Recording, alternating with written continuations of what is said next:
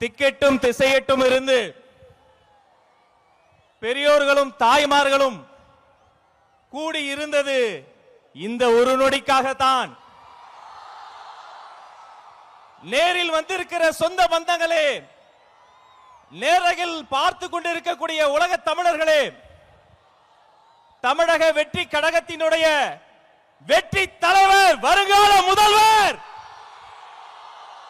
தமிழ்நாட்டின் தலையெழுத்தை மாற்ற போகிற மந்திரம், தர்மத்தாயின் தல புதல்வன்,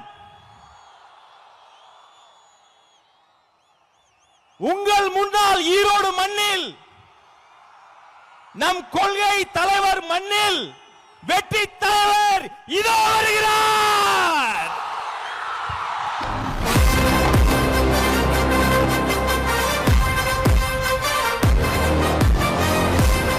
Hello.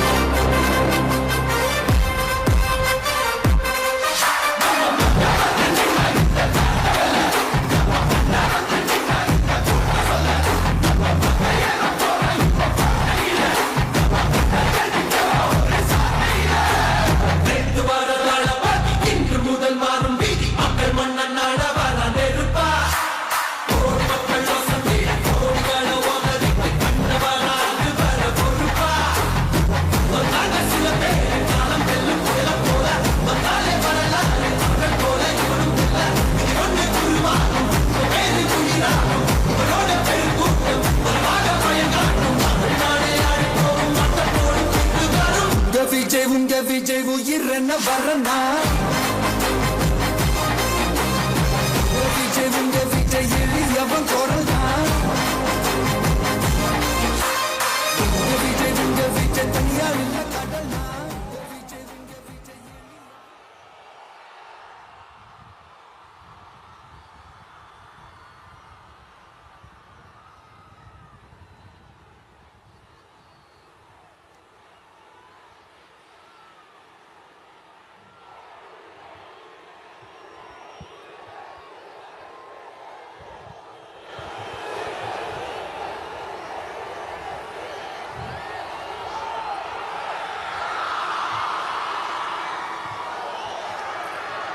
மஞ்சள்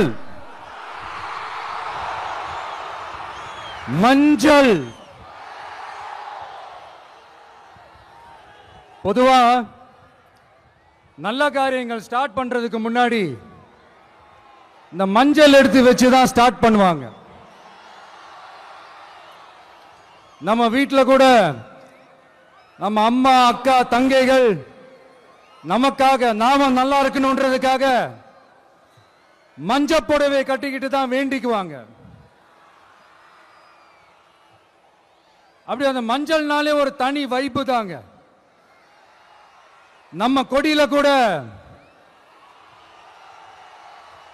அந்த வைப்ரண்டான அந்த எனர்ஜெட்டிக்கான அந்த மஞ்சள் இருக்குமே, அந்த மாதிரி மங்களகரமான மஞ்சள் விளையிற பூமி தான் இந்த ஈரோடு பூமி. இங்க வந்து மஞ்சளை பத்தி பேசாம வேற எங்க போய் பேசுறது? அது மட்டும் இல்ல, இங்க ஒரு மகத்தான ஒரு மனிதரை பத்தி நம்ம பேசியே ஆகணும். இந்த ஈரோடு மண் விவசாயத்துக்கும் பேர் போன மண். இங்க நடக்கிற அந்த விவசாயத்துக்கு மிக முக்கியமான ஒரு கவசமா இருக்கிறது என்ன தெரியுமா? காலிங்கராயன் அணை, காலிங்கராயன் கால்வாய். காலிங்கராயன் அணை கட்டினதுலையும் கால்வாய் வெட்டினதுலையும் உயிரான உணர்வு பூர்வமான நிறைய விஷயங்கள் இருக்குது. அப்படி அந்த ப்ராசஸ்ல அவர் அந்த அணை கட்டும் போதும் கால்வாய் வெட்டும் போதும் ரொம்ப சோர்வடைஞ்சிட்டாராம். அப்ப அவங்க அம்மா அதை பார்த்துட்டு சொன்னாங்களாம், மகனே காளிங்கா, தயிர் வித்த காசு தாழ்வாரம் வரைக்கும் இருக்குது, மோர் வித்த காசு முகட வரைக்கும் இருக்குது, அதை எடுத்துக்கிட்டு போய் அணைய கட்டியா கால்வாய வெட்டியான்னு சொல்லி தைரியம் கொடுத்தாங்களாம். பெத்த அம்மா கொடுக்கிற அந்த தைரியம் இருக்கு பாருங்க, அதை தாண்டி வேற எதுவுமே கிடையாதுங்க. ஒரு மனுஷனால எதையும் சாதிச்சு காட்ட முடியும். அப்படி ஒரு தைரியத்தை தான் இப்போ நீங்க என்னுடைய அம்மா, அக்கா, தங்கைகள், நண்பா, நண்பிகள், தோழர்கள் எல்லாரும் எனக்கு கொடுத்திருக்கிறீங்க. அதே தைரியத்தை, அதே துணையா என் கூட நிக்கிறீங்க. இதை எப்படி நம்ம பிரிச்சு விடலாம்? இதை எப்படி நம்ம கெடுக்கலாம்? என்னெல்லாம் அவதூறுகள் நம்ம விஜய் மேல சொல்லி மக்களை நம்ப வைக்கலாம்? என்னெல்லாம் சூழ்ச்சிகள் நம்ம விஜய் மேல பண்ணி மக்களை நம்ப வைக்கலாம்? இப்படி சூழ்ச்சிகளை மட்டுமே நம்பி பொழப்ப நடத்துற சில சூழ்ச்சிக்கார கூட்டங்கள் இதை தொடர்ந்து செஞ்சுக்கிட்டு தான் இருக்கு. ஆனா அவங்களுக்கு தெரியாது, இது இன்னைக்கு நேத்து வந்த உறவு இல்ல. கிட்டத்தட்ட 30-33 வருஷத்துக்கு மேல இருக்கிற உறவு. ஏன் நான் சினிமாக்கு வந்தப்போ எனக்கு வயசு 10. அப்பல இருந்தே இந்த உறவு ஸ்டார்ட் ஆகி போயிட்டு இருக்குன்னு அவங்களுக்கு தெரியாம போச்சு. அதனால என்ன பண்ணாலும், நீங்க என்ன ட்ரை பண்ணாலும், எல்லாத்தையும் விட்டுட்டு மக்களுக்காக வந்திருக்கிற இந்த விஜய மக்கள் ஒரு நாளும் கைவிட மாட்டாங்க. மக்கள் கூடவே நிக்கிறாங்க, கூடவே நிப்பாங்கன்னு அவங்களுக்கு தெரியாம போச்சு. என்னப்பா நிப்பீங்கல்ல? உங்களை நம்பிதாப்பா வந்திருக்கிறேன். அதான் இந்த சத்தம் தாங்க வாழ்நாள் பூரா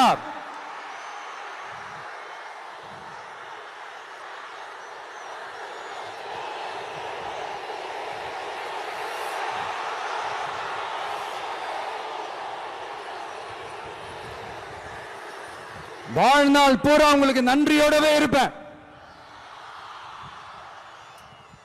இப்போ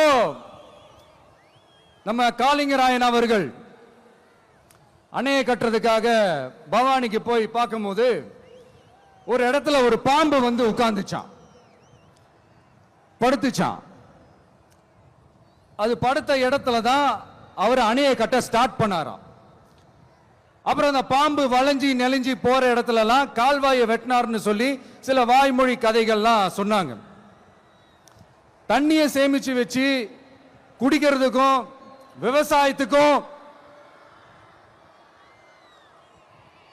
தம்பி கீழே இறங்கு, தம்பி கீழே இறங்குப்பா, பிளீஸ் கீழே இறங்குப்பா.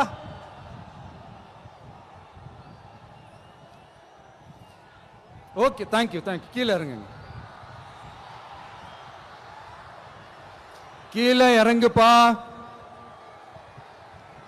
நீ இறங்கினாதான் முத்தம் கொடுப்பேன்.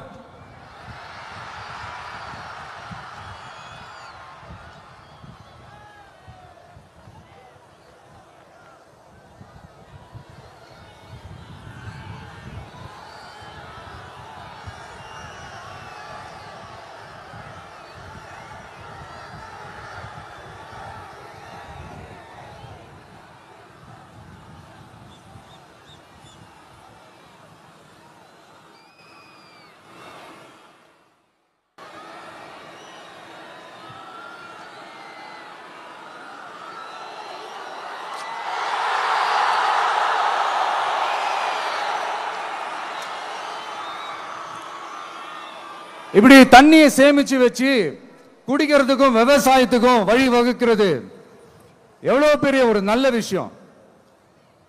சோ இந்த மாதிரி நல்ல விஷயங்கள்லாம் செஞ்சிட்டு கதைகள் சொன்னா பரவாயில்ல, எதுவுமே செய்யாம கதைகளை மட்டும் அடிச்சு விடுறது எப்படி?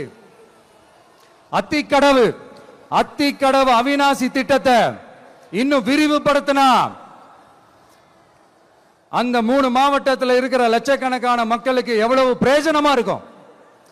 எத்தனையோ லட்சம் ஏக்கர் நிலங்கள்ல விவசாயம் நடத்தினா எவ்வளவு பிரயோஜனமா இருக்கும். ஏன் அதெல்லாம் பண்ண மாட்டேன்றீங்க? வள்ளுவர் கோட்டத்துக்கு காட்டுற அக்கறைய இங்க மக்கள் வாழ்வாதாரத்தில் கொஞ்சம் காட்டலாம்ல, ஏன் காட்ட மாட்டேன்றீங்க? இங்க என்ன கவர்மெண்ட் நடத்துறாங்களா இல்ல கண்காட்சி நடத்துறாங்களா? இந்த 21ஆம் நூற்றாண்டிலே மக்களை பத்தி எதுவுமே யோசிக்கிறது இல்ல.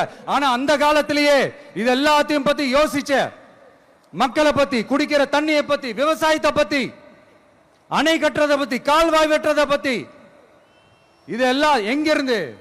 பவானியிலிருந்து நொய்யலாறு வரைக்கும் கால்வாய் வெட்டி இதெல்லாத்தையும் பத்தி யோசிச்ச காளிங்கராயன் அவர்களுக்கு கோடி கும்பிடு போட்டாலும் பார்த்தாதுங்க. இப்படி அந்த காலத்துல இருந்த ஒரு ஹீரோவை பத்தி பேசிட்டு இந்த காலத்துல, அதாவது 1920th செஞ்சுரியில இருந்த ஒரு ஹீரோவையும் பத்தி நம்ம பேசி ஆகணும்ல. ஒருத்தர் இலகிய மனம் கொண்ட ஹீரோனா, இன்னொருத்தர் இரும்பு மாதிரி அயன்மேன் தான். எஸ், நம்ம ஈரோடு கடப்பாறை தான்.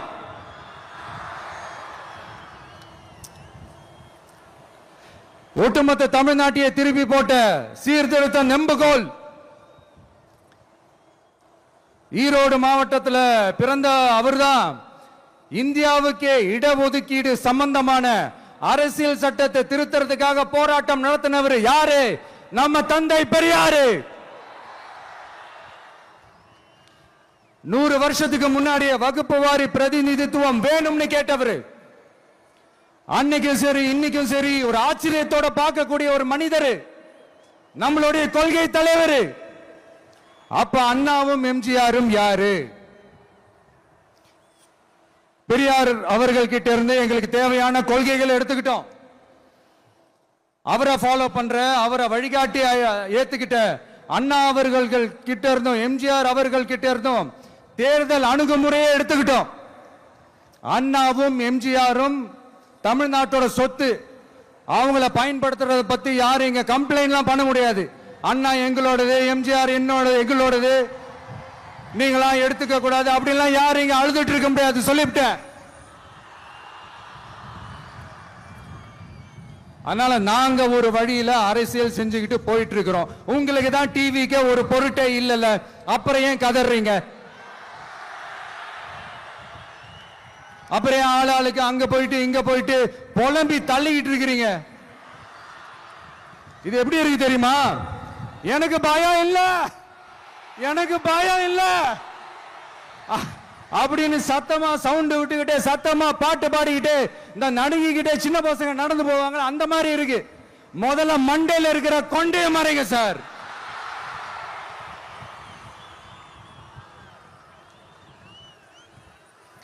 சும்மா மாறு வேஷத்துல மறு வச்சுக்கிட்டு மீடியா ஆளு, ரேடியோ ஆளுன்னு இவங்க ஆளுங்களே மாத்தி மாத்தி அனுப்பிக்கிட்டு, இதெல்லாம் என்ன மக்களுக்கு தெரியாதுன்னு நினைச்சிட்டு இருக்கீங்களா? மக்கள் எல்லாத்தையும் உன்னிப்பா கவனிச்சிட்டு இருக்காங்க. அதனாலதான் சொல்றேன், உங்களுக்கு நீங்க கொள்ளையடிச்சு வச்சிருக்கிற காசு தான் துணை. ஆனா எனக்கு என் மேல எல்லையில்லா பாசம் வச்சிருக்கிற இந்த மாசு தான் துணை.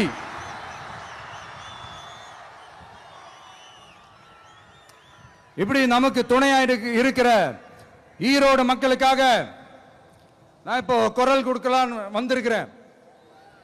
சரி, இப்ப விஷயத்துக்கு வருவோம். பெரியார் அவர்கள் கிட்ட இருந்த அந்த செல்வாக்கையும் அந்த பதவிகளையும் அந்த பவரையும் வச்சுக்கிட்டு அவர் என்ன சொன்னார் தெரியுமா? இவ்வளவு செல்வாக்கு, இவ்வளவு பதவிகள், இவ்வளவு பவர் இருந்தோம் நான் ஒரு 5 பைசா காசு சம்பாதிச்சிருப்பேனா? எனக்கோ இல்ல என் குடும்பத்துக்கோ பட்டங்கள் வேணும், பதவி வேணும்னு ஏதாவது கேட்டிருப்பேனா?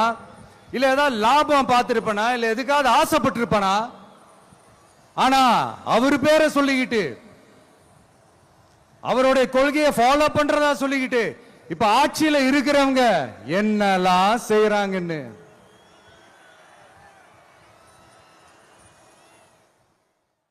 அதனாலதான் சொல்றோம், பெரியார் பேரை சொல்லிக்கிட்டு தயவு செஞ்சு கொள்ளையடிக்காதீங்கயா, தயவு செஞ்சு கொள்ளையடிக்காதீங்க. அவரு பேரை சொல்லிக்கிட்டு பெரியார் பேரை சொல்லி கொள்ளையடிக்கிற இவங்க தான் நம்மளுடைய அரசியல் எதிரி.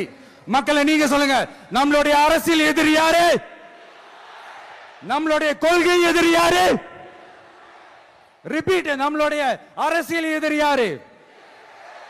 நம்மளுடைய கொள்கை எதிரி யாரு? உங்களுக்கு புரியுது இல்ல? எனக்கு அது போதும்யா, எனக்கு வேற எதுவுமே தேவையில்லை.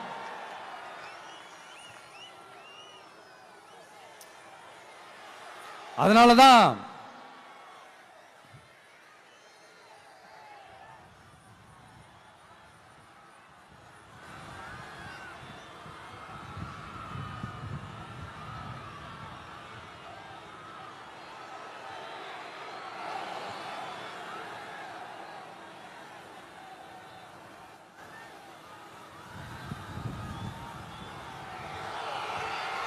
உங்களுக்கு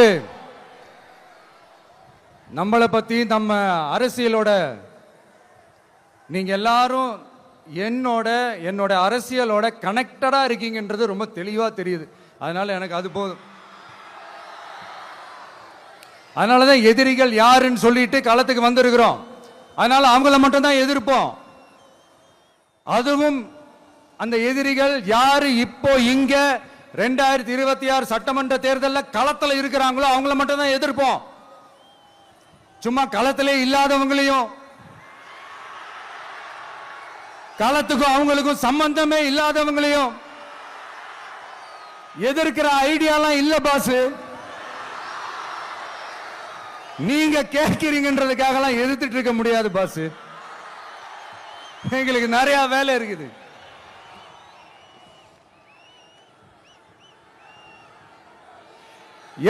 எத்தனை பொய்யான வாக்குறுதிகள். வந்த உடனே நீட்டை ரத்து செய்வோம், கல்வி கடனை ரத்து செய்வோம், கேஸ் சிலிண்டருக்கு மானியமா 100 ரூபாய் தருவோம், என்னெல்லாம் அடிச்சு விட்டுட்டு இன்னி வரைக்கும் கேட்கிறேன், இதெல்லாம் சொன்னாங்களே செஞ்சாங்களா? இவங்க எப்பவுமே இப்படிதான், சொல்றது ஒண்ணு செய்யறது ஒண்ணு.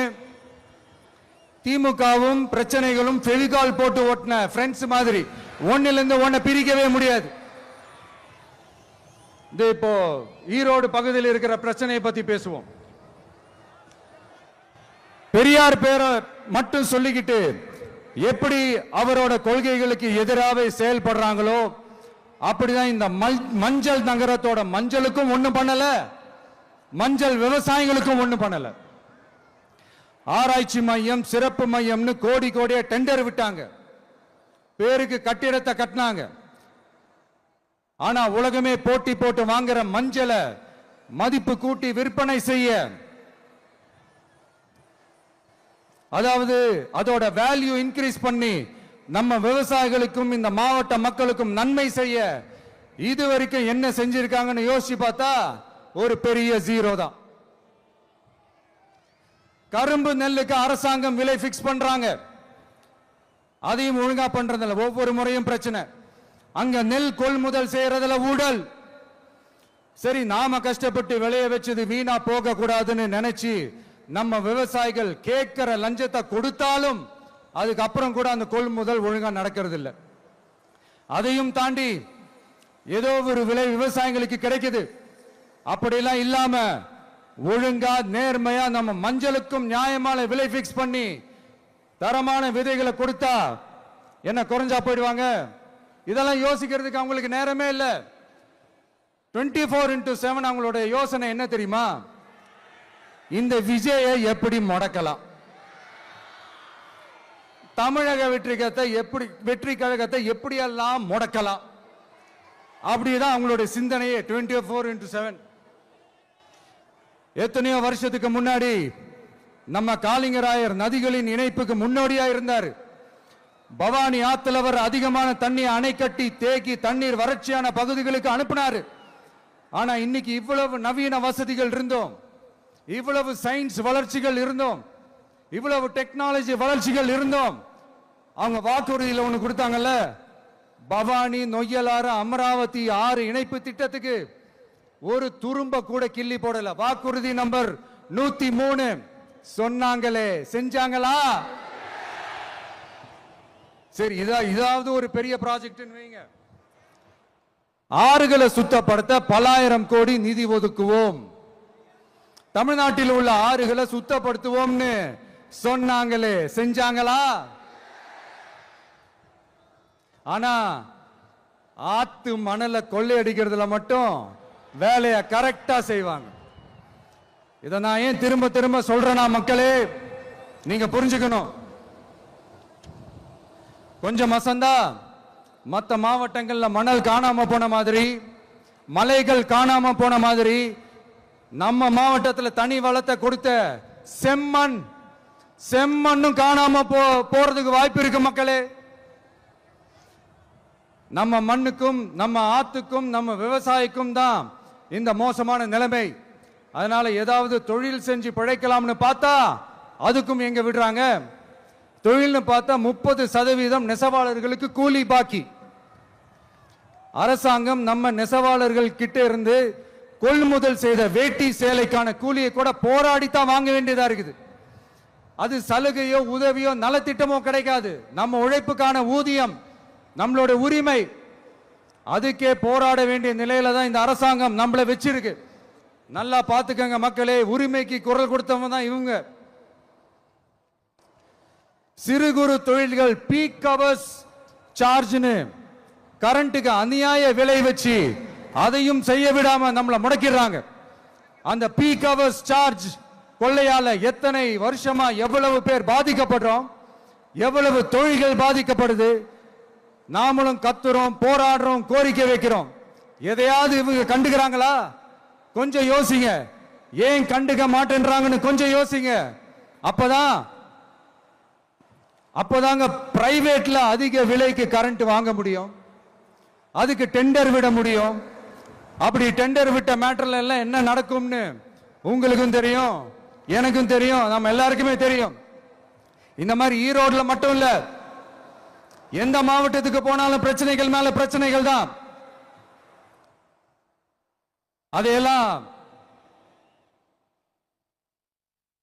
அதையெல்லாம் தீக்கிறதுக்கு ஒரு சொல்யூஷன் கூட சொல்லாம இதுல வேற பெருமையா மாடல் அரசுங்கிறது இல்ல. நான் கேட்கிறேன், கூச்சமா இல்ல?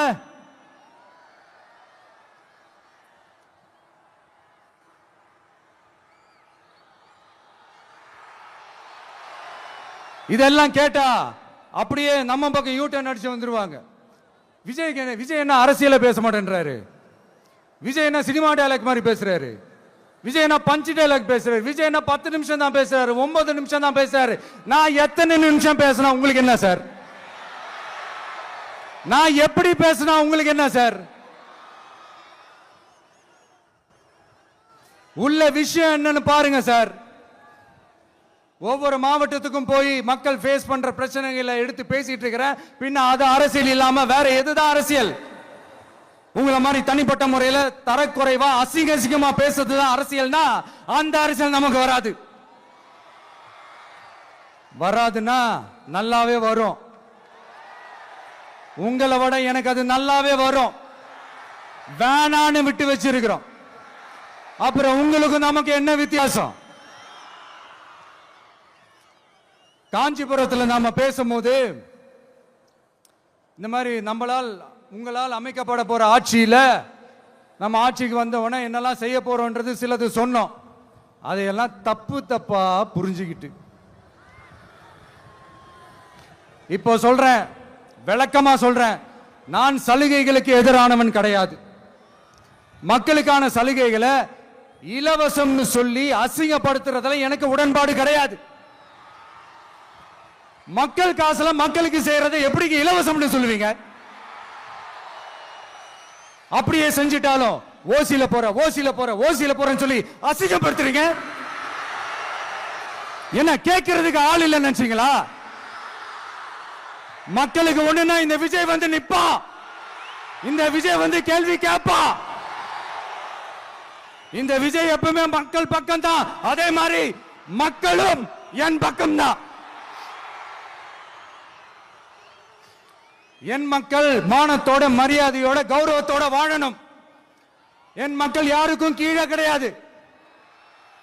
அப்படி அவங்க கௌரவத்தோட வாழணும்னா அவங்களுக்கான வாழ்க்கை தரம் உயரணும். வாழ்க்கை தரம் உயரணும்னா அவங்களோட வாழ்வாதாரம் உயரணும். வாழ்வாதாரம் உயர்ந்தாதான் பொருளாதாரம் உயரும். பொருளாதாரம் உயர்ந்தாதான் வசதி வாய்ப்புகள் உயரும். இதெல்லாம் உயர்ந்தாலே ஆட்டோமேட்டிக்கா அவங்களோட வாழ்க்கை தரம், அவங்களுக்கான மரியாதை, அவங்களுக்கான கௌரவம் எல்லாமே உயரும். இதுக்கான வழிகள், அந்த சூழல்களை அந்த கவர்மெண்ட் அமைச்சு கொடுக்கணும். இதுக்கான அந்த திட்டங்களை செயல்படுத்தணும். இதெல்லாம் செஞ்சாதான் அந்த அரசாங்கம் ஒரு நல்ல அரசாங்கம். இதைத்தான் அன்னைக்கு சொன்னோம்.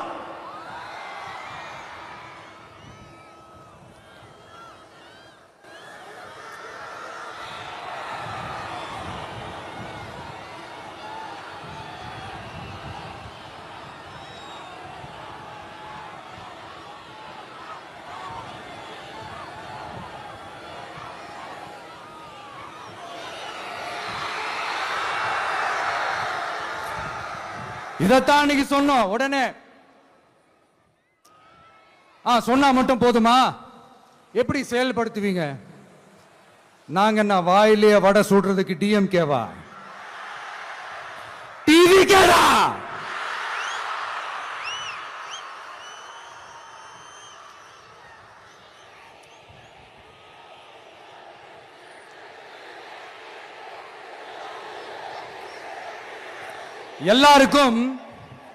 எல்லாருக்கும் நிரந்தரமான ஒரு வீடு இருக்கணும்னு சொன்னோம்.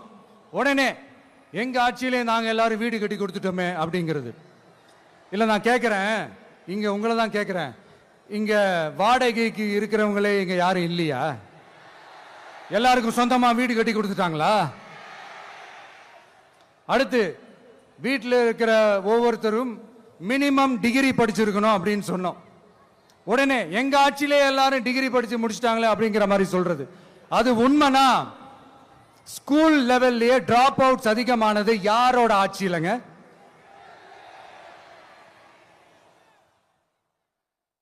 பசங்க பிள்ளைங்க யாரும் ஸ்கூல்ல சேரலன்னு சொல்லிட்டு எனக்கு தெரிஞ்சு 207 கவர்மெண்ட் ஸ்கூல்ஸ் மூடினது யாரோட ஆட்சியிலங்க? இதுல கல்வியில் சிறந்த தமிழ்நாடுன்னு டிராமா வேற.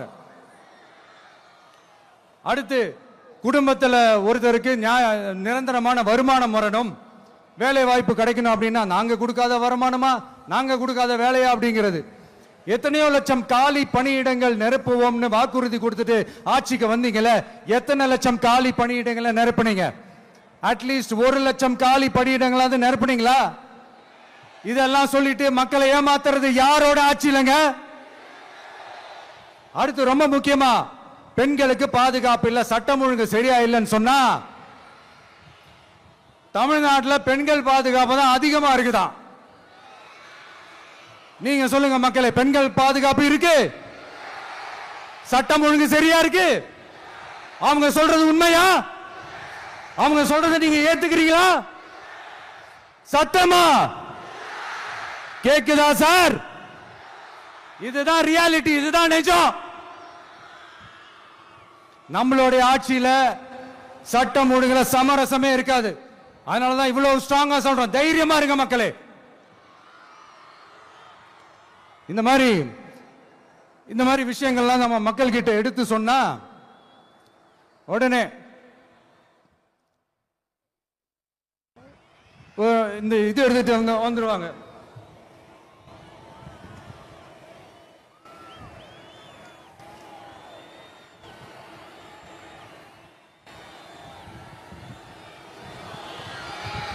இந்த மாதிரி இதெல்லாம் என்னென்ன செய்ய போறோன்றது சிலதெல்லாம் காஞ்சிபுரத்தில் சொன்ன மாதிரி சொன்னா எல்லாத்தையும் தப்பா திருச்சி பேசிக்கிட்டு அவதூறு பரப்பிக்கிட்டு.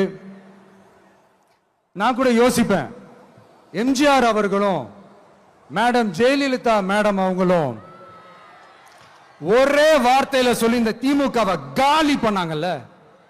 நான் கூட யோசிப்பேன், ஏன் இவ்வளவு ஹார்ஷா பேசுறாங்க, ஏன் இவ்வளவு ஹார்ஷா அவங்கள திட்டுறாங்கன்னு யோசிச்சது உண்டு.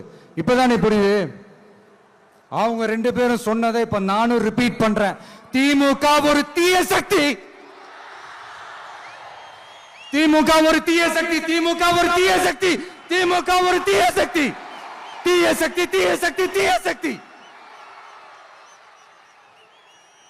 என் நெஞ்சில் குடியிருக்கும் ஈரோடு மக்களே,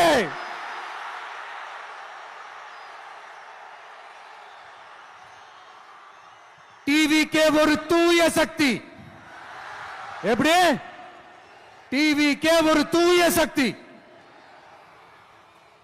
தூய சக்தி டிவிகேவுக்கும் தீய சக்தி டிஎம்கேவுக்கும் தான் போட்டியே.